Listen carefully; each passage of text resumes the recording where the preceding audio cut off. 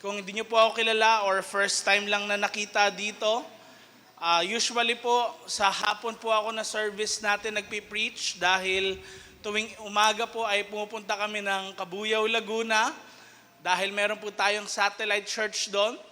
But this time, ako po ay sinabihan na pumunta ng morning service dahil gusto ko naman kayo ring makita at para rin daw makita nyo ako. Yung iba daw sa akin, hinahanap daw ako, namimiss daw ako, no? Ewan ko kung totoo yun. O papalapit lang ang December, kaya ganon. Gusto ko rin pong i-announce sa inyo, kinagagalak po namin na i-announce sa inyo na ako nga po pala ay ikakasal na sa October 17. Dito po si Cams. Tayo ka, Cams. Ayan, siya po yung fiancé ko. Ayan.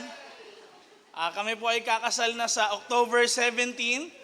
Pero ikinalulungkot ko po sa ilan sa atin, hindi ko po may imbitahan lahat. Kasi hindi po ako anak ng kontraktor. So hindi ko po may invite lahat. Alam niyo na kapag ganon, di ba? Hindi ko naman talaga po kaya. Pero may iba sa atin siguro nakikita, uy, ang ganda ng picture ni na Pastor Jay sa Facebook Hindi po, hindi ako anak ng contractor, anak naman kasi kami ng creator. Amen? Sabi mo nga sa kaliwat kanan mo, anak ka ng creator. Kaya ang ganda-ganda mo ngayon. Ang gwapo-gwapo mo ngayon. Amen? Praise God. And alam niyo po, may series tayo every Sunday, itong month na ito ng September. Actually, this was given by the Lord. Talagang almost malapit na yung September na part. And we were asking the Lord, sabi namin ni Bishop, Lord, ano kaya yung magiging series natin to prepare the people of the Lord, mahanda ang bawat isa para tumibay sa kanilang pananampalataya. And yung series po natin, tinawag nating Built Different. Sabihin nga natin, sabay-sabay, build different. So makikita niyo po dyan sa larawan na yan, yung picture ng isang parang building. No? Hindi po yan gawa ng kontraktor na madaling masira. Kung hindi, kaya po natin ginawa itong series dahil gusto po nating maging matatag ang bawat isa sa atin.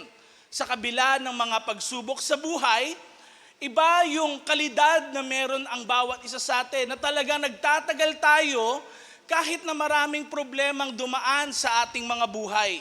Alam niyo po, ang problema, laging nandiyan yan, hindi yan nawawala. Hindi excuse na kapag ikaw ay Kristiyano, wala ka ng problema.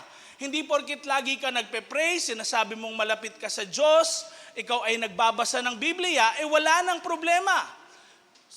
Sapagkat pag binasa natin ang Bible, ang dami mga mananampalataya talagang dumadaan sa iba't ibang uri ng problema.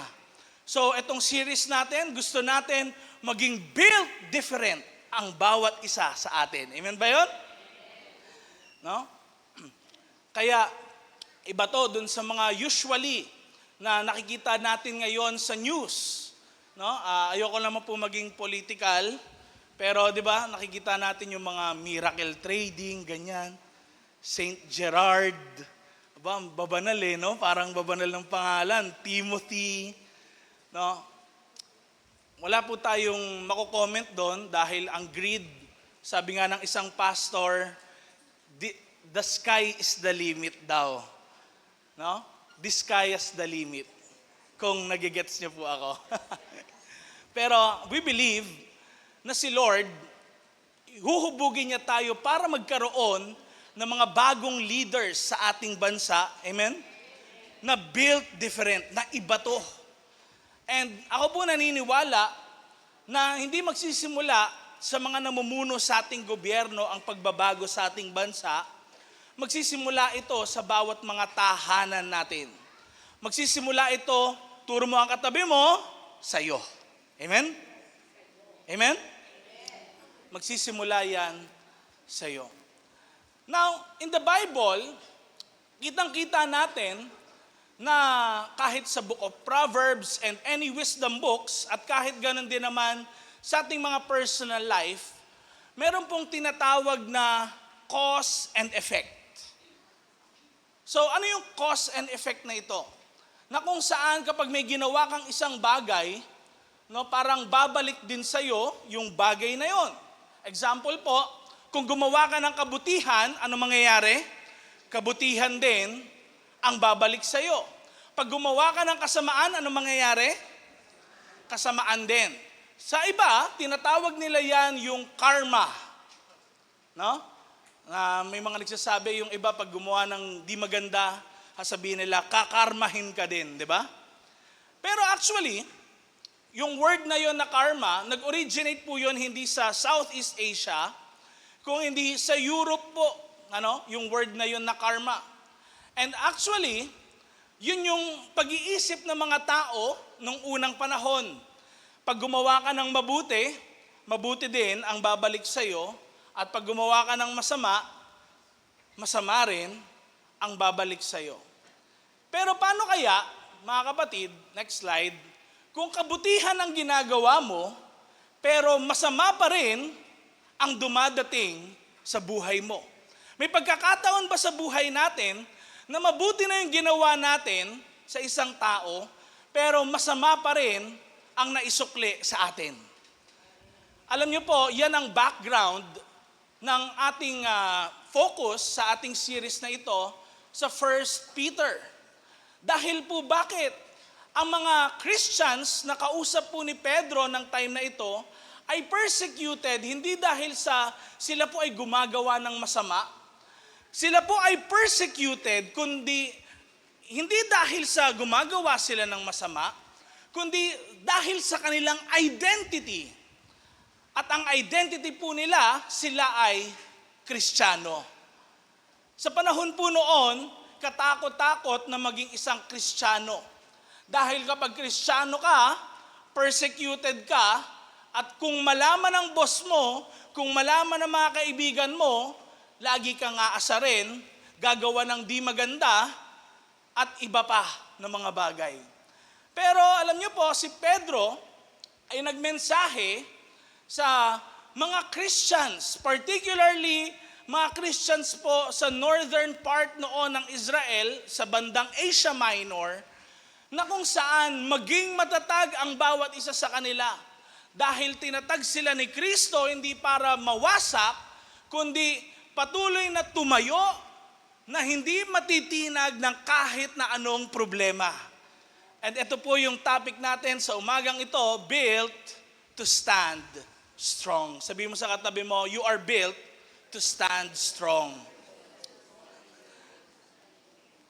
Alam niyo po, ang bawat isa sa atin, pwedeng merong mga iba't ibang mga pagsubok na pinagdadaanan, hindi lang natin nalalaman. Ang iba siguro sa atin, kakilala rin natin, o maging tayo, pwede pong sumuko na sa mga iba't ibang problema na ito. Pero gusto ko pong i-remind ang bawat isa sa atin sa umagang ito, na hindi ka ginawa ng Diyos para mabasag lang sa pressure. Hindi ka ginawa para talagang masunog. Kundi inahalintulad nga no? Ang mga believers talaga na dinadaan sa apoy na parang ginto. Dahil ginawa ka ng Diyos para tumayo ng matatag kay Jesus. Kahit na anong problema, kahit na anong panunukso, kahit na anong persecution yung maranasan mo bilang isang Kristiyano, ginawa ka para magpatuloy sa iyong pananampalataya. Kaya kung nakikita mo na parang ikaw yung pinagdidiskitahan sa trabaho, ikaw lang yung gumagawa ng tama dun sa grupo nyo, tapos yung mga kasamahan mo, niyayaya ka na nila, na gumaya sa kanila, ikaw yung talagang matindi pa rin. Talagang hindi ka natitinag sa bagay na yon. Talagang meron kang prinsipyo sa iyong buhay, kapatid. You are built to stand strong. Sabi nga po sa 1 Peter chapter 3, verse 14, sabay-sabay po natin basahin, pero kahit na pahirapan kayo dahil sa paggawa nyo ng tama, blessed pa rin kayo. Sinong nagkiklaim niyan sa kanyang buhay? Pwede bang sabihin mo sa katabi mo, kaliwa at kanan, blessed ka pa rin. Ayan. Tingnan nyo, no? Ito po ang nangyayari sa mga Christians. Nakausap ni Pedro nung panahon na yon. Kaya po ang sabi niya sa kanila, next slide please, huwag kayong matakot kahit kanino. Sino kahit kanino yung kinakausap niya dito o sinasabi niya dito? Kahit na matataas na mga opisyal yan, may kapangyarihan sa gobyerno, merong mga tao na kung saan malawak yung impluensya nila, kahit na masasabing sila yung malalakas sa society, sila yung mga mayayaman sa society, sabi ni Pedro, huwag kayong matakot kahit kanino. At sabi niya rin, huwag kayong mag-worry. Dahil madalas kapag meron kang fear sa iyong buhay, natatakot ka sa kung anong pwedeng mangyari bukas, anong pwedeng mangyari sa susunod na buwan, sa susunod na taon. Dahil bakit? Meron kang takot sa iyong buhay na pwedeng may hindi magandang mangyari. At kung naiisip mo na kagad na may hindi magandang mangyayari, laging mong iisipin sa iyong buhay, hala, paano na? Pero tinuturuan ni Peter ang mga Christians na kausap niya na kahit na merong mga pagsubok na gano'n na hindi naman talaga natin maiiwasan, amen? And sometimes nga, yung mga disciples din ni Jesus, kasama na nila si Jesus. But still, kapag nung one time nga na nagkaroon ng malakas na alon tsaka malakas na hangin, talagang natakot sila sa kanilang mga buhay. And dito natin makikita na hindi naman talaga all the time na porkit kasama natin si Jesus, may Jesus tayo para excuse na kagad na wala na tayong fear na nararanasan. Hindi dinenay ni Peter yung fear na wala naman kayong takot. Di ba? Kung hindi, anong sabi niya? Huwag kayong matakot at huwag daw mag-worry. Nararanasan natin yung takot, nararanasan natin yung worry, pero ngayon na nalaman natin na tayo pala ay blessed. Tingnan nyo take note, yung blessed na word, madalas kasi ina-attribute natin yung blessed na word na parang may pera. Nagkakamali ho tayo. Pag sinabing blessed, hindi yan tumutukoy sa pera lang. Huwag niyong isipin na pera lang lagi kapag blessing. Pag sinabing blessing, sinasakop nito buong buhay natin. Amen? Buong buhay. Yung physical, at yung alin? Espiritual. Dahil mga kapatid, ang bawat believer, ang bawat mananampalataya, ay talaga po na makakaranas ng mga iba't ibang pagsubok sa buhay, mga takot na katulad nito, worries. Pero, makikita niyo yung sinabi, na blessed pa rin sila kahit nakakaranas ng ganon. Anong ibig sabihin ni Pedro na blessed talaga sila? Blessed sila dahil nasa kanila na yung solusyon sa pinaka-problema ng buhay. Ano po ba talaga ang dahilan kung bakit gusto natin laging mabuhay? Gusto nating sabihin natin mag-enjoy?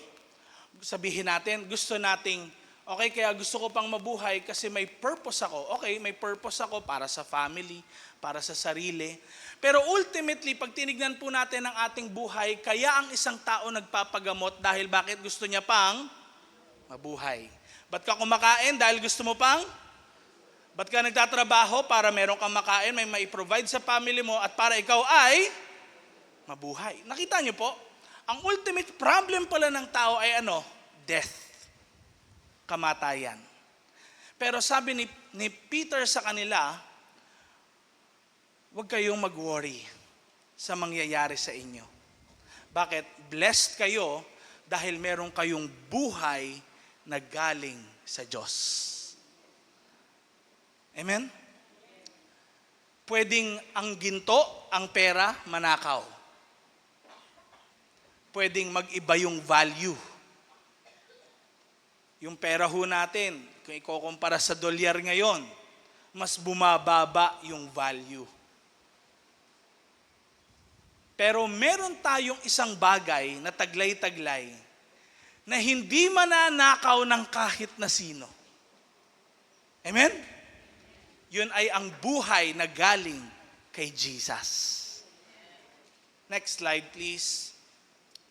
Ang tapang po ay hindi yung wala akong takot, kundi ang tapang, yung sinasabi mong mas nagtitiwala ako sa Diyos kaysa sa takot ko.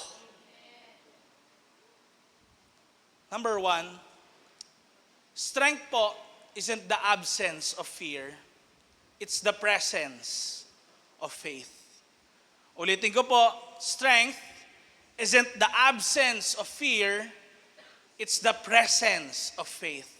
Sa Tagalog, pag sinabing malakas, hindi ito yung nafe-feel mo o nararanasan mo na parang wala ka ng takot sa isang bagay. Kung hindi, ito yung kung may lakas ka, meron kang pananampalataya, meron kang pagtitiwala. Na kahit na anong mangyari, makakaya mo kahit dumadaan ka sa mga pagsubok ng buhay. Alam niyo po, maraming mga boxing na mga athletes, yung ini-interview, every fight daw nila, hindi naman sa yung wala na silang fear, kung hindi may takot naman talaga sila na ma-knockout sila, na matalo sila, na may mangyaring hindi maganda sa kanila, pero hinaharap nila yung fear na yon na merong faith. Saan? Sa mga ginawa rin nilang training. Bukod sa Diyos, pagtitiwala sa Diyos, sa mga ginawa nilang training. Kung kaya, makikita po natin, kahit din tayo mismo bilang mga mananampalataya, dumadaan tayo sa iba't ibang uri ng pagsubok sa buhay. And sabi ni Peter, ang mga pagsubok daw, ang mga trials, it produces perseverance. It produces a good fruit sa buhay natin. Ang mga problema pala, tumutulong sa atin para lumakas tayo. Para pagdating natin sa mga problema ng buhay, para sa mga susunod na mga problema ng buhay, sasabihin na lang natin, noon, akala ko hindi ko matatalo yung problema ko, pero napagtagumpayan ko. Noon, may nangyaring pandemya, pero hanggang ngayon, buhay pa rin ako at ang pamilya ko. Noon, may nangyaring mga hindi maganda sa buhay ko, pero nalampasan ko. Etong darating na itong problema, hindi ko pa rin ba malalampasan? Amen? Ito yung sinasabi ngayon ni Peter sa atin, na ang mga believers, kapag tinignan natin pa rin sa Bible, dumadaan talaga yan sa iba't ibang mga pagsubok ng buhay, katulad sa Book of Daniel. Kung kilala niyo po si Shadrach, Meshach, and Abednego, sila pong tatlo ay mga kaibigan ni Daniel, at alam niyo po, ang sabi, i-worship daw yung golden image, next slide please, ni King Nebuchadnezzar. And, next slide please. And alam niyo po, yung golden image na ito, talagang gusto nilang pag nag-ring na yung bell, talagang dapat lahat ng mga tao na nakakita, lahat luluhod sa harapan na yon. Pero si Shadrach, Meshach, and Abednego, hindi sila lumuhod. Until such time na merong nakakita sa kanila, just imagine sa libo-libong mga taong nakapaligid sa kanila, sila lang yung tatlo na nakatayo. Di ba? Parang siguro sabi ng mga kaibigan nila, uy, bumaba ka, dito ka, lumuhod ka na rin katulad namin. Pero sila, nakatayo lang. Hindi sila lumuluhod. And sinakdal sila kay Haring Nebuchadnezzar. Alam niyo po, sa madaling salita, sila po ay dinala dun sa pugon. And nasunog yung mga sundalong nagdala sa kanila, pero silang tatlo ay hindi nasunog. Nakita ni King Nebuchadnezzar, merong pang-apat na tao. nakasakasama si Shadrach, Meshach, and Abednego. Sabi niya, it's the Son of God. Ano ibig sabihin nito sa buhay ng bawat isa sa atin? Pwede po tayong dumaan sa iba't ibang mga pagsubok ng buhay, pero ide-deny ba natin ang ating pananampalataya? Ang pananampalataya ba natin, may expiry date ba yan? Or magpapatuloy tayo hanggang wakas? Nuulit ko po sa inyo, balik tayo dun sa quote natin, ang katapangan ay hindi nagpapakita na hindi ka natatakot. Sa halip, anong sabi? Ito ay ang pagtindig mo kahit na nakakatakot. Pagtindig mo kahit na nakakatakot. And sometimes, ang strength, niisip kasi natin, yung malakas ka lang sumuntok, di ba? Tama? Malakas kang sumuntok. May mga iba, sinasabi na, ang lakas makukuha daw dun sa klase ng atake na meron ka sa iba. Ika nga, tawag daw nila glass cannon. Pag sinabing glass cannon, magaling ka sa opensa, sa depensa, hindi. Di ba? No? Now, oo nga, pwedeng gano'n ang isang tao, pero wag natin kakalimutan na ang strength ay hindi po yung sa aggression nakikita lagi. Ang strength, mainly, makikita natin yan dun sa kung nakatayo pa rin siya, kahit na may mangyaring hindi maganda, kahit na tamaan, kahit na merong lindol, nakatayo pa rin ba ang isang structure? Dahil alam natin, lahat ng bagay sa mundong ito ay nasisira. Walang hindi. Amen ba yan? Lahat ng bagay nasisira. Pero ang tanong, kaya bang tumindig hanggang sa huli? Kaya point number 2 natin, gusto ko pong sabihin sa inyo, ang strength talaga isn't fighting back. Hindi yung gagantihan mo yung taong nakasakit sa'yo. Hindi yung gagawan mo ng di maganda yung taong gumawa ng di maganda sa buhay mo. It is what? Standing firm. Hindi yung pag ginawang ka, ibabalik mo rin yung ginawa niya sa'yo. Kung hindi pag ginawang ka, hindi ka gaganti. Nakuha po natin. Kaya in the Bible, minsan nami-misinterpret yung sinabing pag sinampal ka sa kanan, iharap mo yung kaliwa. Tapos nangaasar yung iba. Sige nga, sample nga, sabing ganon. Pero tumutukoy yon sa mga salitang ina-utter ng mga tao sa atin. Nakuha po natin. Hindi yung tumutukoy na parang, sige, gawan nyo na lang ako ng di maganda. Na parang hinahayaan mo na lang.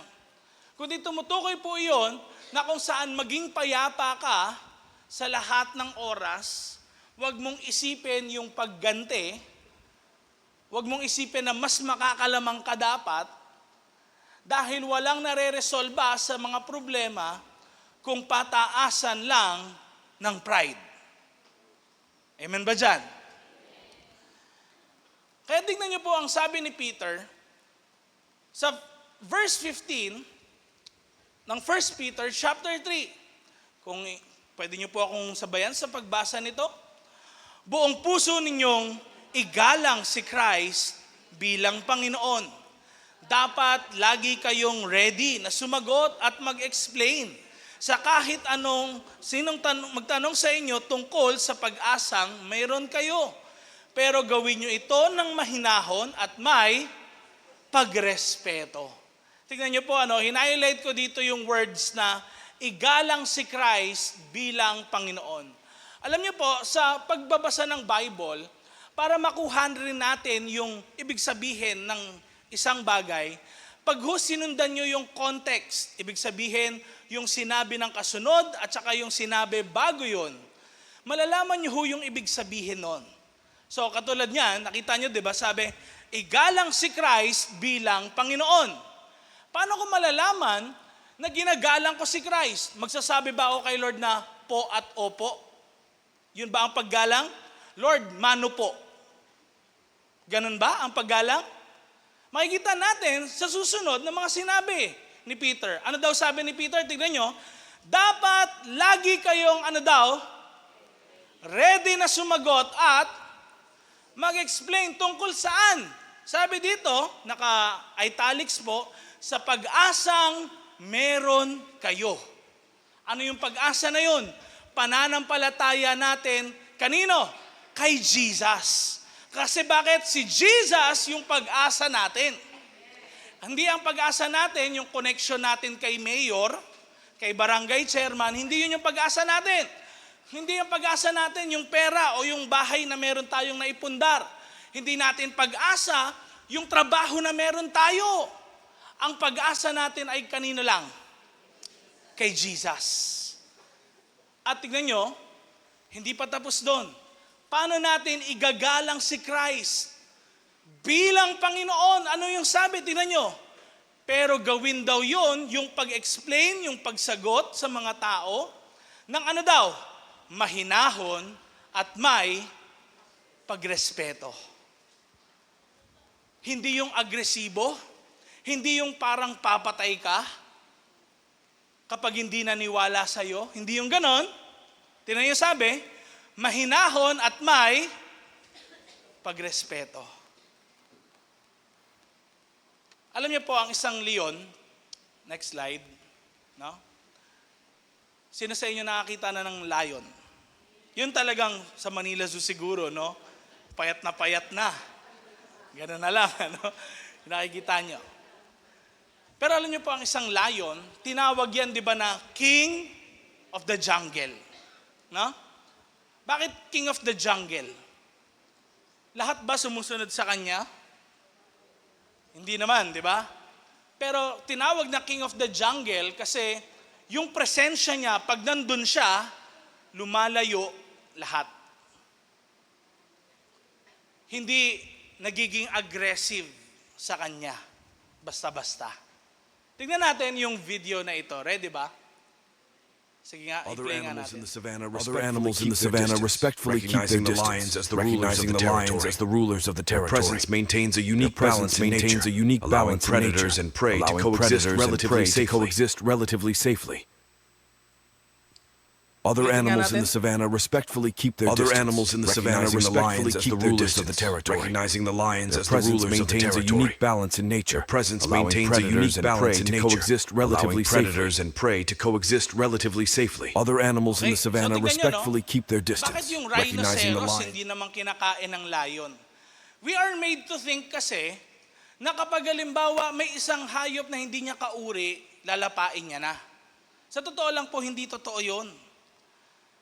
Ang lion lang, talagang magiging aggressive lang siya pag merong isang hayop na kung saan feeling niya na-endanger na yung territory niya dahil sa hayop na yun.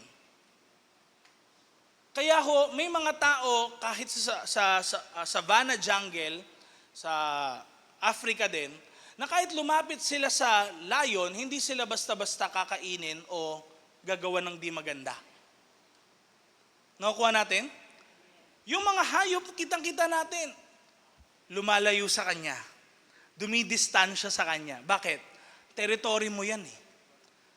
Rerespetuhin kita. Diyan ka, sige, dito ako. Nag-move ka dito, sige, uusod ako dito. Nakukuha natin? Nakukuha natin? So, makikita po natin na ang tunay na lakas ay makukuha po pala saan? Saan? Sa pagpipigil. Bakit? Anong natural sa tao ang hindi magpigil? Mahina tayo saan? Sa pagpipigil talaga eh. Di ba? Kapag galit ka, galit ka. Tama? Kapag yung emotion mo mataas, talagang mataas, walang makakapigil sa'yo. Pero ang tanong, kung malakas ka, kaya mo bang pigilan? Tanongin mo mga katabi mo, kaya mo bang pigilan?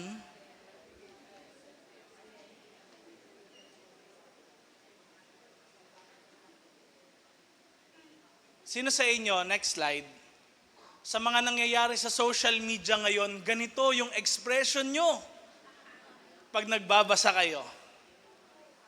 Napapakamot ulo, tapos yung mukha nyo nalulukot na unti-unti, no? Minsan, napapa-comment pa yung iba sa inyo, di ba? Nababasa ko yung mga comments nyo, akala nyo ba? Nagkakakitaan tayo. Pero naiintindihan ko. Isa rin ako, nakatulad ninyo, na ganyan din yung mukha ko kapag nakakita ko ng mga bagay na, bakit ganito? Bakit ganito yung nangyayari ngayon sa Pilipinas? Bakit ganito sila kung makapagsalita rin? Pero, dito ko po nakita, ang mga tao na may hina, next slide please, ay sumasabog na lang. Pero ang mga taong malalakas, they continue to stand on their principles. Amen? Tignan nyo. Ang isang building, kapag natamaan ng isang sasakyan o isang matigas na bagay, syempre, kung mahina, ano mangyayari? Guguho. In short, pwedeng sumabog. Pero, kung halimbawa tinamaan siya tapos nakatayo pa rin, walang nangyaring galos o kahit anuman, ano yun? Matibay. Malakas. Ganun pong klase na built different ang gusto ng Diyos sa bawat isa sa atin. Maging matatag ka sa iyong pananampalataya. Maging matatag ka sa relasyon mo sa Diyos. Continuation, verse 16 to 17 ng 1 Peter chapter 3. Sabay-sabay natin basahin. Dapat laging malinis ang konsensya nyo para pag iniinsulto kayo, mapapahiya yung mga nagsasabi ng masama tungkol sa mabuting ginagawa nyo bilang mga disciples ni Christ. So tignan nyo, no? Dapat lagi daw malinis yung konsensya nyo. Dapat malinis yung konsensya natin sa ginagawa natin. Talaga bang kapag inasar ka, guilty ka ba talaga sa ginawa mo o hindi? Alam nyo po, kahapon may experience kami ni Kams. Pumunta po kasi kami ng SM San Lazaro tsaka ng Divisoria. Namimili na ho kami ng mga needs namin sa kasal. Tapos, wala naman po kaming pinaparinggan. Then, dun sa elevator, sabi niya sa akin, lagi niya kasi ako nire-remind, yung cellphone mo, susi mo, wallet mo, mga ganun, So, niremind niya ako, hinawakan kong ganun. Biglang nagsalita yung lalaki sa likod namin. Sabi niyang ganun, akala mo kukunin? Baka gusto mo bang picturean kita? Ganyan, daw. Hindi ako magnanakaw, mga ganon, nagaganon na siya. Tapos ang lakas talaga ng boses niya. Alam niyo po, doon ko na-realize, sabi ko, nilagay ko siyempre sarili ko sa tao na yon. Di ba parang normal lang naman i-remind mo yung taong kasama mo, di ba? Na pag-ingatan niya yung niya, na yung boses naman ni Kams po ng time na yun, hindi naman yung sinigaw niya. Normal lang, nalakas. Sabi niya, cellphone mo, wallet mo. Nagulat kami talaga. Medyo mga ilang steps pa yung layo niya sa amin sa elevator, Biglang sabi niya talaga, hindi ako magnanakaw, gano'n. Basta nagsasabi siya ng gano'n. Kaya po, nung nilagay ko yung sarili ko, sabi ko, sasabihin mo ba yun kung hindi ka guilty?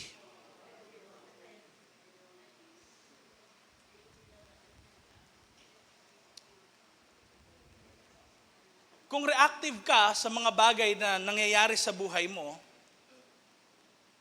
tignan mo muna sarili mo. Guilty ka ba talaga sa ginawa mo? o hindi. Alam niyo po, isa sa mga nakita ko na actually ginagawa rin ho yan ng ibang mga tao na nai-issue sa panahon na lumalaganap yung mga pangalan nila sa social media at sa news. Kapag naging silent sila, silent lang, hindi nagsasalita kahit sa mga issue. Ano ang nangyayari? Nagda-die down din. Di ba? Hindi na napapansin. Pero kapag nagre-react, yung mga tao na feel nila, parang nagiging defensive na masyado. Yung mga tao na nagre-react. Kaya, nire-remind po ni Peter ang mga Christians, verse 17, sabay-sabay po nating basahin, mas mabuting mag-suffer dahil sa paggawa ng mabuti, kung ito ang kalooban ng Diyos, kaysa mag-suffer dahil sa paggawa ng masama. Tandaan po natin, kung nagsisuffer ka dahil gumagawa ka ng mabuti, ginagawa mo pa rin yung kalooban ng Diyos. Nawa po, walang kahit sino man isa dito sa atin. Pag dumating ang panahon na kayo po ay naluklok sa isang posisyon sa gobyerno, kayo man ay na-promote sa inyong mga trabaho, kung inihikayat kayo ng kahit na sino man sa mga kaalyado ninyo na kumurot sa pera ng bayan, o kaya naman talagang hikayatin sa paggawa ng masama, nawa po, piliin pa rin natin ang paggawa ng mabuti dahil ito ang kalooban ng Diyos. Amen?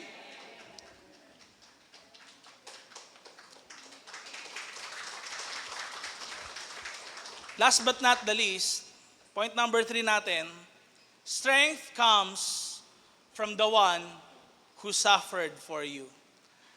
Ang kalakasan po ay nanggagaling sa nagbigay ng kanyang buhay para sa iyo. Walang iba kundi si Jesus Christ. Hindi po sinabi ni Pedro dito na kung saan magpapalakas sa mga Christians ay pera. Though totoo nga, ng iba na encourage na lang dumalo, pero sa totoo lang, hindi po dyan nababatay yung kalakasan eh. Kasi maraming mga tao na kahit bigyan mo ng pera rin, hindi naman sila basta-basta bumibigay.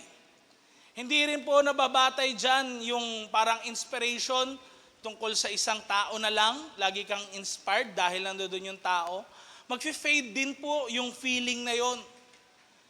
Pero, ang sabi ni Peter sa mga Christians ay ganito. Verse 18. Pwedeng sabayan niyo po ako sa pagbasa. Ang sabi, si Christ nga namatay para sa mga kasalanan natin. Isang beses lang at sapat na yon.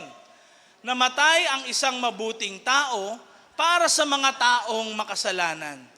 Ginawa ito ni Christ para ilapit kayo sa Diyos. Pinatay ang katawan niya, pero binuhay naman sa Espiritu.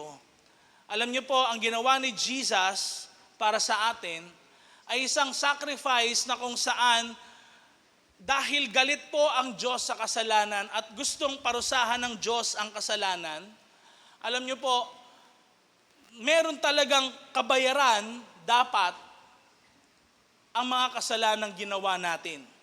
Yun ay tayo lahat ay mapawalay sa Diyos. Alam niyo po, may mga nagtatanong sa atin, bakit pa kaya kung mahal ako ng Diyos, bakit pa mayroong impyerno? Isipin ho natin talaga maigi na kung walang impyerno, hindi po katiwa-tiwala ang Diyos. Bakit? Dahil kung walang impyerno, hindi mapaparusahan ang makasalanan. Panalo ang kasamaan, in short. Bakit? Pwede ka palang gumawa ng kahit anong masama, papatawarin ka naman ng Diyos, okay na lang. Di ba? Ngayon, bakit nga ba may impyerno? Dahil nagpapakita ito na ang Diyos ay matuwid sa kanyang paghuhusga sa mga tao. At mapagkakatiwalaan siya dahil bakit? Kung ano ang tama, re-rewardan niya. Kung ano ang mali, paparusahan niya. Now, alam naman ho natin na ang bawat isa sa atin dito ay makasalanan. Ang bawat isa sa atin nagkaroon ng maraming kasalanan sa Diyos. At wala hong ibang paraan, hindi ho yung mga paggawa natin ng mabubuting bagay magiging kabayaran sa mga kasalanang nagawa natin. Dahil ho, hindi napapalitan ng kabutihang mga gawa ang mga masasamang ginawa natin. Pag gumawa ka nga sa isang tao ng hindi maganda, anong maaalala pa rin niya? Kahit gumawa ka ng napakaraming mabubuting bagay, yung isang kasalanan pa rin na ginawa mong hindi maganda sa kanya. Hindi ho napapalitan ng mabubuting gawa o nababayaran ng mabubuting gawa ang mga kasalanan natin. Kailangan, tignan nyo, no? Kapag halimbawa ang isang tao may kasalanan, hindi magandang nagawa, ano yung nangyayari sa puso ng isang tao kapag siya ay galit para maging kabayaran na mapatawad niya yung isang tao? Anong sinasabi nila? Tingnan niyo po maigi, mamatay ka na. Narinig niyo na yon? Dahil bakit? Gumawa siya ng hindi maganda. Bakit kaya lumalabas yun sa isip at puso ng tao? Dahil yun talaga yung natural. Sabi nga ng Roma 6:23, di ba, ang kabayaran ng kasalanan ay, ano daw? Kamatayan. Tignan niyo, wala nagturo sa atin, pero si Lord mismo naglagay ng bagay na yon sa ating mga buhay na ang magiging kabayaran sa kasalanan, para mabayaran ang kasalanan ay ano? Kamatayan. Buhay. Pero, ano ngayon yung ginawa na to ni Jesus? Kung lahat tayo makasalanan, paano natin mababayaran yung kasalanan natin? So, pag tayo lahat mamamatay, wala na. Wala nang pag-asa sa buhay natin. Kaya dumating si Jesus. Kailangan yung pangbayad ay ano? Walang kasalanan. Kahit isa, kahit tuldok, wala. Kaya si Jesus Christ, Diyos siya, nagkatawang tao, amen? At namatay sa cross, para sa ganon, ang bawat isa sa atin, dahil sa pagkamatay ni Kristo, yung pagkamatay niya na lang sa cross, yung magiging kabayaran sa lahat ng ating mga kasalanan. At meron na tayo ngayong pag-asa na makipag-isa kay Lord, na makasama natin si Lord. Dahil bakit? Meron nagbigay ng kanyang buhay dahil mahal na mahal ka niya. Si Jesus Christ yun. Amen? Kaya, kapatid, kapag gusto mo nang sumuko, tignan mo ang cross. Hindi ka sinukuan ni Jesus. Hindi niya sinabing, alam ko na to sa year 2025, sandamakmak na yung kasalanan nito, grabe. Hindi na ako mamamatay para sa taong ito. Pero isipin nyo, na tiniis ni Jesus lahat ng pasakit, lahat ng mga bagay na ginawa sa kanya, kahit wala naman talaga siyang kasalanan. Pero dahil mahal ka niya, dinanas niya ang lahat ng yon. Tandaan niyo yon? John chapter 3 verse 16, for God so loved the world. Na anong ginawa niya? That He gave His one and only Son. So, makita niyo yung puso ng Diyos sa buhay ng bawat isa sa atin. Tunay na mahal talaga tayo ng Diyos. And the only thing na kailangan natin gawin ay magpakumbaba. Aminin natin sa Diyos na tayo ay mahina at siya yung malakas. Amen? Tayo yung makasalanan at siya yung matuwid. Naka-encounter po ako nito ngayon, next slide, na ang paggawa pala o pagtatanim, pagbubunga ng mga papaya ay binabaluktot po pala yung mga puno. Alam niyo po ba yon? So tignan natin yung video na ito. Ready na ba? Ingat, try natin. Why Ah, farmers medyo bend their lakasan natin yung papaya sound trees kasi like dito na this? lang Let's ako find out. Bending papaya trees actually boosts fruit production in a big way. By bending the tree, it encourages more side branches, which means more papayas. More branches, more fruit. This technique makes the tree stronger. It can withstand storms and rough weather without breaking. The fruit hangs closer to the ground, making harvesting quicker and way easier. Why farmers bend their papaya trees like this? Let's find out. Bending papaya trees actually boosts fruit production in a big way. By bending the tree, it encourages more side branches, which means Binabaluktot, di more. ba? Pero anong ginagawa? Paano binabaluktot? Hinihiwa rin. Alam nyo, yun yung pinakamasakit kapag pala nag-humble down ka. Di ba? Yung sabihin mo na ako yung mali. May pagkukulang ako. But actually, yun yung gusto ni Lord eh. Sa bawat isa sa atin. Makita niya yung humility mo. Yung pagpapakumbaba mo. Paano ka ba magkakaroon ng maraming bunga sa iyong buhay? Dahil gusto ni Lord, kung sino daw yung connected sa Kanya will bear much fruit. Aba, nalaman natin, ang isa palang puno ng papaya, kapag pala binend siya, aba, mas grabe pala yung bunga niya. At kahit dumating yung mga malalakas na hangin, hindi siya babagsak. Bent down na siya eh. Sana sa harapan din ng ating Diyos na buhay, bent down na din tayo. Amen? Palapakan naman natin si Lord doon. Kaya, nire-remind ko po kayo sa mga pagod ng tumayo mag-isa. Tandaan, hindi ka nag-iisa. Kasama mo si Lord. At para sa mga tao na takot na bumagsak, next slide please, tandaan, hindi sa'yo galing ang lakas. Galing ito sa Diyos. Sa panghuli ko pong illustration sa inyo, hindi ko po alam kung na-encounter nyo na itong painting na ito. Hindi ko po alam pa paano i-pronounce yung title ng painting, pero tinawag po ito, dahil French yan, no? Na The Chess Players. Familiar po? Sino sa inyo nakakita na nito? Wala pa? Sa taas, ayan. Now, ito po ay na-create ng isang painter na si Moritz Retsch noong 1822.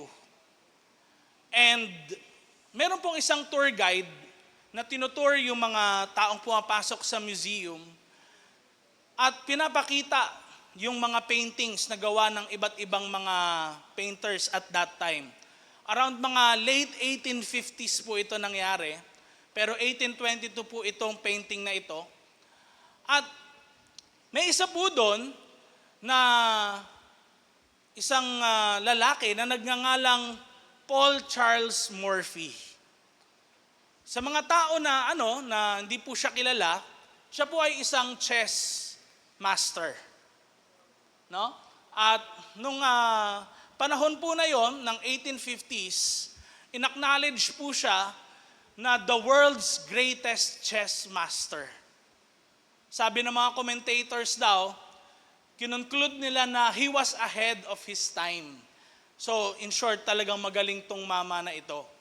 Now hindi siya kilala na siya yung greatest chess master of that time nung tour guide na yon sa isang museum. And umalis na yung mga kasabay niya, siya nakatayo pa rin doon sa tapat ng painting na yan. Tapos nakita siya ng tour guide, "Oh sir, naka-move na yung mga kasabay mo, ikaw na lang natitira dyan. Bakit ba nakatitig ka dyan?" Tapos hindi nagsasalita si Morphy, nakatingin lang siya. Sabi ng tour guide, "Etong painting na ito, balikan natin yung painting kanina, yung painting daw na yan ay pinamagatan na checkmate. O sa Tagalog, mate na. Ibig sabihin, talo na yung kalaban. So, yung picture po na yan, pag tinignan nyo maigi, may angel sa gitna. Tapos yung bata sa kanan, nakaganyan siya. No? Parang nag-iisip ng malalim. Pag tinignan niyo po yung chess pieces niya, hindi siya yung natural na nakikita natin na mga chess pieces ngayon. Kundi may mga hugis siya na mga tao talaga, ganyan. Yung queen, itsurang queen talaga. Tapos, may kalaban siya. Yan, naka-green. Pero kapansin-pansin na parang medyo demonic yung lalaking kalaban niya. Pag tinignan niyo yung mga image sa gilid, may bungo, yan, ganyan. May something. Na parang ang kalaban ng lalaki na ito ay Diablo, in short. No? Sabi ng tour guide, checkmate yung ibig sabihin nito. Sabi ni Morphy, hindi pa checkmate eh. Bakit? Kasi sabi niya, yung king daw ay meron pang isang move. Next slide. Anong sabi po ni Paul Morphy nung time na yon? Sabi niya, I think that I can take the young man's game and win. Suppose we place them and try. So, ginawa po, kumuha sila ng chessboard, sila naglaro nung tour guide. Gulat na gulat yung mga tao, yung game dun sa painting, talo na yung lalaki. Pero si Murphy, napanalo niya pa yung laban. All because yung king, merong isang move. Anong lesson po nito sa bawat isa sa atin? Si Paul Morphy po ay isang Christian, by the way. Ang lesson po nito, ang Diyos, laging merong one more move sa buhay mo. Kung iniisip nating checkmate na tayo, yun din eh. Iniisip na nila, yung mga nakakakita ng painting, pinamagatan na yan na painting na yan na checkmate. Pero hindi pa pala tapos ang laban. Amen? Kaya sabi mo sa katabi mo, you are built to stand strong. Tumayo po tayong lahat, ating basahin ang conclusion natin sa umagang ito. Yan. Sabay-sabay natin basahin. 1, 2, 3, go. You're not built to blend in or break down. You're built to stand strong in Christ. If you are that person na nagkiklaim yan sa buhay mo, probably marami mga problemang dumadaan sa iyong buhay sa panahon na ito. Probably marami mga challenges talaga sa trabaho, sa family, at sa ibang aspeto ng iyong buhay. Tandaan mo, katulad nung kay Paul Morphy na nakita niya sa painting, si Lord lagi merong isang one last move at hindi siya kayang talunin ng Diablo. Hindi siya kayang talunin ng mga nakikita mong mga bagay na tatalo sa iyong pananampalataya, sa iyong relationship kay Lord. Tandaan mo, si Lord ang iyong pag-asa. Can we all just bow our heads and pray sa umagang ito? And I encourage you, kapatid, if you are someone na kung saan nakita mo na sarili mo, nadadala ka patuloy ng takot sa iyong buhay, or probably, kahit gumagawa ka naman ng magagandang bagay, hindi pa rin nasusuklian yung mga bagay na yun ng mabubuti. More often pa nga, sinasabi mong masasama. Tapos nagwi-waver na ngayon yung faith mo kay Lord. Pero gusto kong sabihin sa'yo na si Lord ay merong one last move sa buhay mo. Not until mag-decide ka sa umagang ito na ibigay mo yung buhay mo sa Kanya dahil alam niya yung one last move na yon. Kapatid, walang mangyayari. Kaya ini-encourage kita sa umagang ito. Bakit hindi mo ibigay kay Jesus ang buhay mo, i-entrust mo sa Kanya ang future mo. Come on, can you just pray right now sa kinatatayuan mo? Si Lord ay kasama natin ngayon. Andi dito ang kanyang presensya.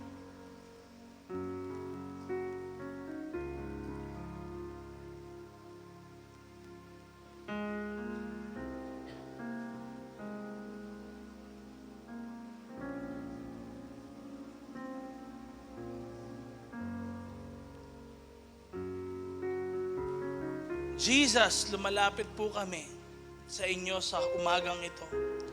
Batid po ninyo, Panginoon, ang mga iba't ibang bagay na pinagdadaanan ng aming mga kapatid. Some of them, nadadala na sila. Nagbe-blend in na sila, Panginoon, sa mga gumagawa rin ng di magaganda. But Lord, we believe na yung message nyo ngayong umagang ito, gusto mo silang hikayatin na gawin yung tama dahil ito ang kalooban mo. Batid nyo, Panginoon, yung galit din po nila sa nangyayari sa aming bansa ngayon. Batid nyo, Panginoon, yung mga issues na nangyayari rin sa kanilang mga family, sa kanilang mga relationship. But Lord, we believe that you are the God na kikilos sa aming mga buhay. You are the God who has that one last move, Lord. The God who has that one last move na kikilos sa aming mga buhay. And our lives, we believe, Lord, will never be the same again. Lord, sa umagang ito, kinocommit namin ang aming mga sarili sa iyo. Makita niyo po, ang mga kapatiran namin na gusto talaga nila maging start sila ng pagbabago sa kanilang family, sa kanilang bansa, na nagko-commit na ngayon ng kanilang buhay sa iyo.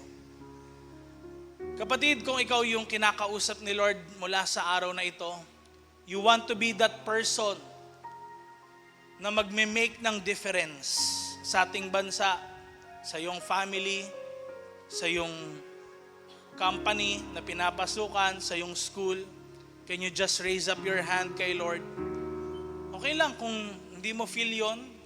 But kung ikaw yung tao na yon na, Lord, gusto ko ako yung magamit mo, mabago yung bansa.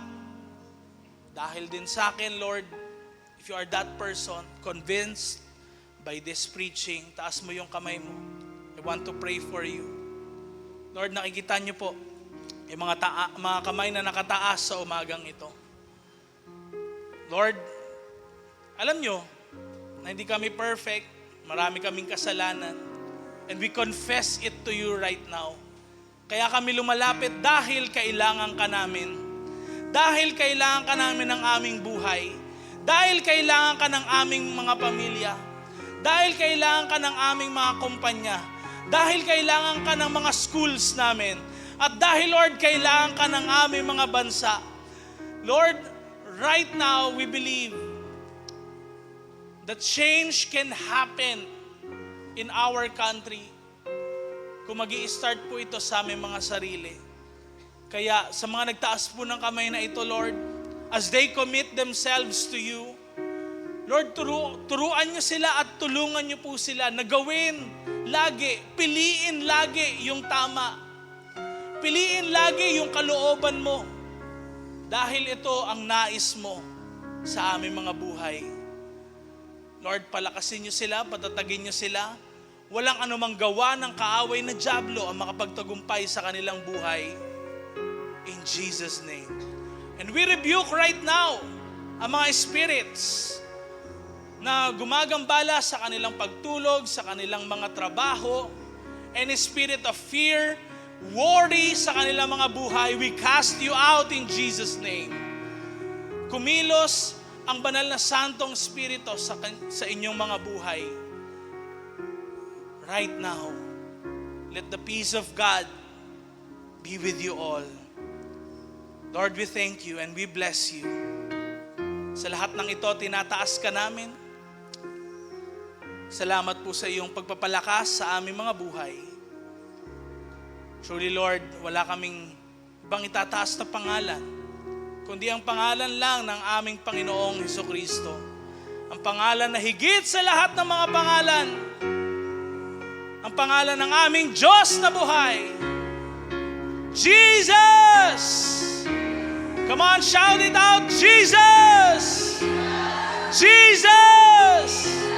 Hallelujah! Palapakan natin si Lord, come on!